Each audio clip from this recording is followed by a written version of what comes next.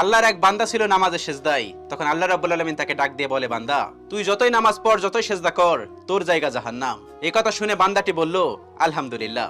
আল্লাহ তখন বলে, এই বান্দা, জাহান্নামের কথা শুনে কেউ আলহামদুলিল্লাহ কয়? বান্দা তখন বলে, আল্লাহ, জাহান্নামের মালিকও তুমি, জান্নাতের মালিকও তুমি। তুমি আল্লাহ খুশি হয়ে যদি আমাকে জাহান্নামও দাও, তাও আমার আপত্তি করার কোনো অধিকার নেই।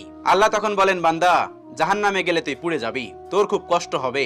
বান্দা তখন বলতেছে, আল্লাহ, কষ্ট শুধু আমার হবে না, তোমারও হবে। আল্লাহ তখন বলতেছে, বান্দা, তুই পুড়বি জাহান্নামের আগুনে, আমার কষ্ট হবে কেন? বান্দা তখন বলে, আল্লাহ, কোনো মায়ের কোল থেকে যদি কোনো বাচ্চা পানিতে পড়ে যায়, তাহলে কোনো মাই দূরে দাঁড়িয়ে থাকতে পারে না, দৌড়ে গিয়ে বাচ্চাকে কোলে নেয়। আমার বিশ্বাস ওই মায়ের চেয়ে কোটি কোটি গুণ দয়া তোমার বেশি।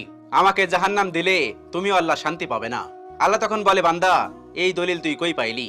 বান্দা তখন বলে, আল্লাহ, আমাদের জাতির পিতা ইব্রাহিম আলাইহিস সালাম তোমার প্রেম মুখে নিয়ে যখন নমরুদের আগুনে পড়ে গেল, তার আগেই তুমি বলে